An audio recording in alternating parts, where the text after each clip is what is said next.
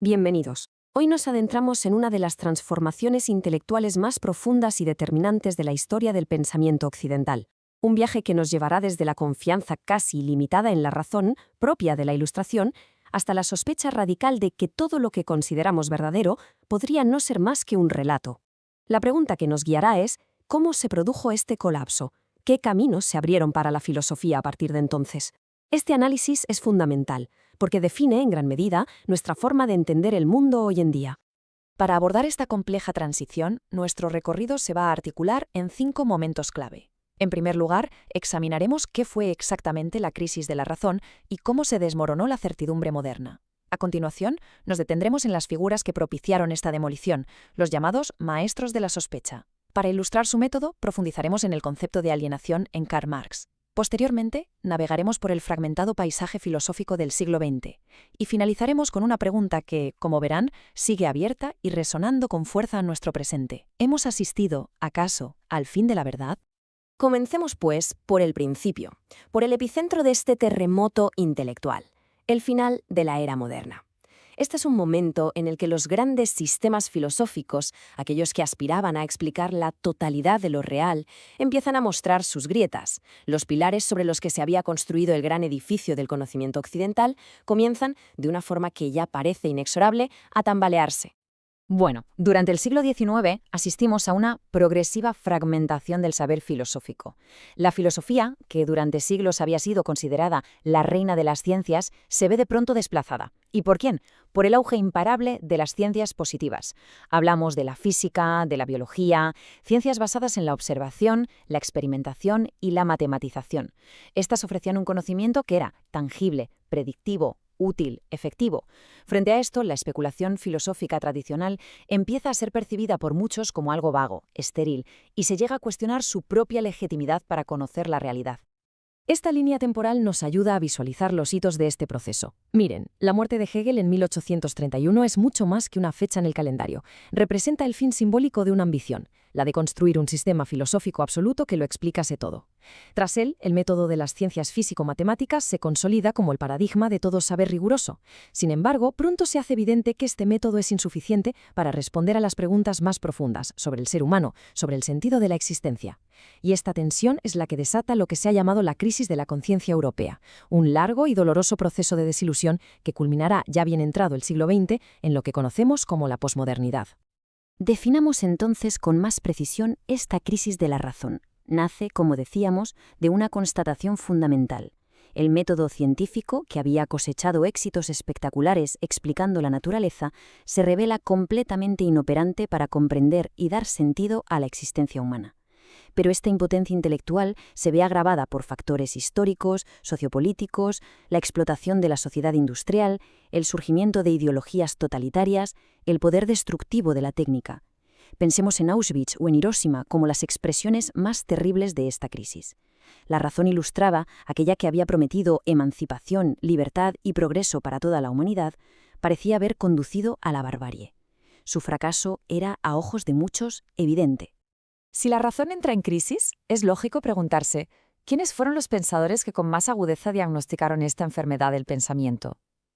Pasemos ahora a analizar aquellos que atacaron el problema en su misma raíz, es decir, en la concepción del sujeto, la idea de una conciencia pura, transparente y dueña de sí misma que la filosofía moderna, desde Descartes, había dado por sentada. Fue el filósofo francés Paul Ricoeur quien acuñó una expresión extraordinariamente acertada para referirse a Marx, Nietzsche y Freud: los maestros de la sospecha. ¿Por qué este nombre? Porque, según Ricoeur, ellos fueron los que arrancan las máscaras. Su labor filosófica consistió precisamente en eso, en desvelar que detrás de la aparente pureza y autonomía del sujeto racional moderno, se ocultan en realidad fuerzas mucho más profundas, fuerzas no racionales que lo determinan sin que él sea consciente. Este cuadro nos permite sintetizar su ataque conjunto al sujeto cartesiano, al pienso luego existo. La idea central que comparten es que nuestra conciencia no es transparente a sí misma. Está, por así decirlo, falseada, condicionada por fuerzas ocultas. Para Marx, la máscara que hay que arrancar es la ideología, y lo que se encuentra detrás son las condiciones socioeconómicas, la lucha de clases. Para Nietzsche, la máscara son los valores morales de la tradición judeocristiana, y detrás lo que se esconde es el resentimiento de los débiles contra la vida. Para Freud, la máscara es nuestro yo consciente, y lo que late en lo profundo son las pulsiones del inconsciente. Y podríamos añadir a Darwin, quien arranca la máscara de una creación divina y un propósito trascendente para desvelar un proceso evolutivo natural, ciego y puramente material. Para comprender en profundidad cómo opera esta filosofía de la sospecha, vamos a centrarnos ahora en un caso de estudio paradigmático, el análisis de la alienación en la obra de Karl Marx. Es un ejemplo perfecto de cómo se busca aquello que se oculta detrás de la conciencia aparente para explicar la verdadera condición humana. Antes de nada, es crucial hacer una distinción terminológica que es fundamental en el pensamiento de Marx, entre dos vocablos alemanes. Por un lado tenemos Entäußerung, que podríamos traducir como enajenación u objetivación. Este es un proceso necesario y no intrínsecamente negativo. El ser humano necesita exteriorizarse, poner algo de sí mismo en el mundo para crear, para trabajar, para relacionarse.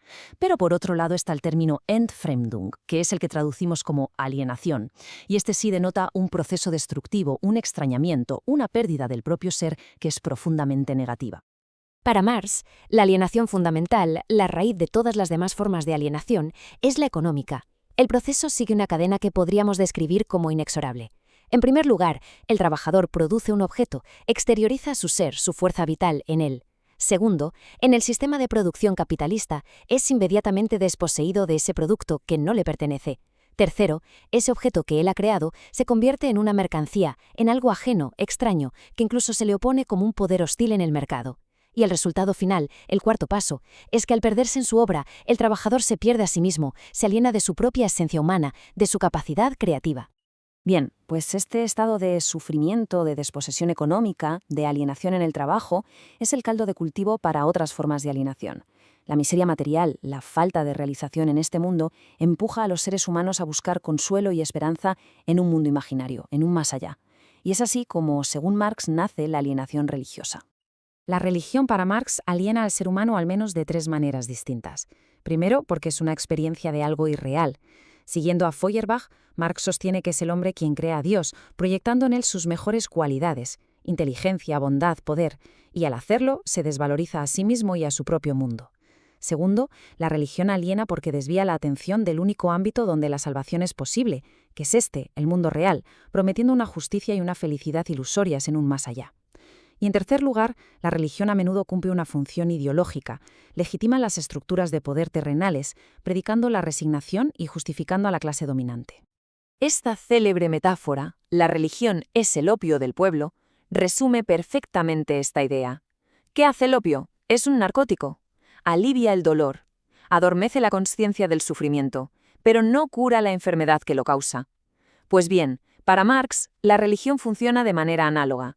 Ofrece consuelo espiritual para el dolor de la opresión material, pero al hacerlo, impide que los oprimidos tomen conciencia de su situación y se rebelen para cambiar las condiciones reales que generan ese sufrimiento. La consecuencia lógica de todo este análisis es clara. Para Marx, la superación de la alienación religiosa no puede ser, como creía Feuerbach, un simple acto intelectual. No basta con la crítica filosófica para que la gente deje de creer. La religión es un síntoma de una miseria real. Por lo tanto, para abolir la religión es necesaria y fundamental una transformación revolucionaria de la base económica de la sociedad. Hay que eliminar la causa de la miseria, que para Marx es la propiedad privada de los medios de producción. La crítica demoledora de los maestros de la sospecha hizo añicos el viejo consenso filosófico basado en la razón y el sujeto. El resultado fue una profunda fragmentación del pensamiento en el siglo XX. Ya no encontramos una corriente única y dominante como pudo ser el idealismo en su momento, sino una pluralidad de escuelas, de estilos y de caminos que a menudo divergen enormemente. La división más profunda que se produjo en este siglo fue la que separó dos grandes tradiciones. Por un lado, la filosofía analítica, de raíz predominantemente anglosajona, que, desconfiando de la metafísica, buscó la claridad y el rigor a través del análisis lógico del lenguaje y de los fundamentos de la ciencia. Y por otro lado, la filosofía continental, heredera de la tradición franco-alemana, mucho más centrada en la experiencia vivida, en la existencia concreta, la historia y la interpretación. Lo curioso es que, a pesar de su enorme oposición metodológica y temática, ambas tradiciones participaron, a su manera, del llamado giro lingüístico, esto es, la convicción de que los problemas filosóficos son, en el fondo, problemas sobre el lenguaje. Si nos centramos ahora en la tradición continental, vemos que tras el colapso de los grandes sistemas metafísicos, no surgió una única escuela heredera, sino una pluralidad de respuestas a la crisis. Vamos a examinar de forma muy breve 4 de las más influyentes: Cada una de ellas representa un intento original y profundo de encontrar un nuevo fundamento, un nuevo punto de partida para el pensamiento.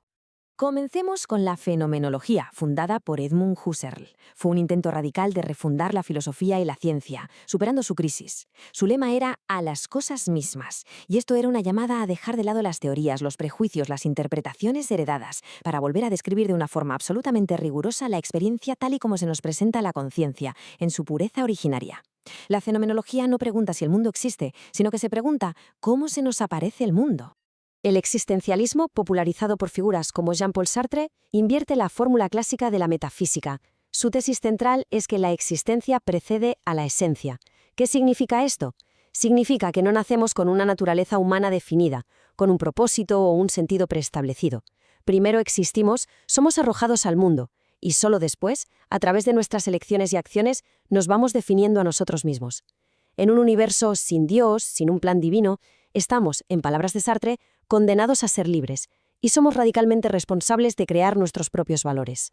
Por su parte, la hermenéutica, especialmente en la versión de Hans-Georg Gadamer, se presenta como una teoría de la interpretación que desafía frontalmente el ideal ilustrado de una objetividad pura y absoluta. Gadamer sostiene que es imposible comprender un texto, una obra de arte o un acontecimiento histórico desde una especie de punto cero. Siempre partimos de una tradición, de un contexto, de unos prejuicios. Y aquí la palabra prejuicio no tiene una connotación negativa, sino que se refiere al conjunto de ideas previas que conforman nuestro horizonte de comprensión y que, de hecho, son la condición de posibilidad para que podamos entender algo. Y en toda esta larga trayectoria de crítica y fragmentación que hemos recorrido, desde la crisis de la razón y los maestros de la sospecha, hasta las diversas corrientes del siglo XX, culminan un cuestionamiento radical de la propia noción y posibilidad de la verdad. Un movimiento de pensamiento que a menudo se agrupa bajo la etiqueta, a veces controvertida, de posmodernidad. La conclusión que extrae el pensamiento posmoderno, y que en el fondo bebe directamente de las intuiciones de los maestros de la sospecha, es que no existe una verdad con mayúsculas, objetiva y universal, que esté fuera de los lenguajes, las culturas y las relaciones de poder que la constituyen. Todo es interpretación. Cualquier pretensión de alcanzar una verdad absoluta es vista, por tanto, con sospecha, como una forma de imponer un gran relato que busca legitimar una forma de poder. Y así llegamos al final de nuestro recorrido, y lo hacemos con esta pregunta que es a la vez persistente e inquietante. Si cada sistema de pensamiento, cada teoría científica, cada código moral, si todo ello no es más que otro relato, otra construcción cultural sin un fundamento último, ¿significa esto que ha llegado a su fin la aspiración a la verdad que definió a la filosofía desde sus mismos orígenes en la antigua Grecia? ¿Es posible todavía la filosofía como búsqueda de la verdad? La cuestión, desde luego, queda abierta a la reflexión.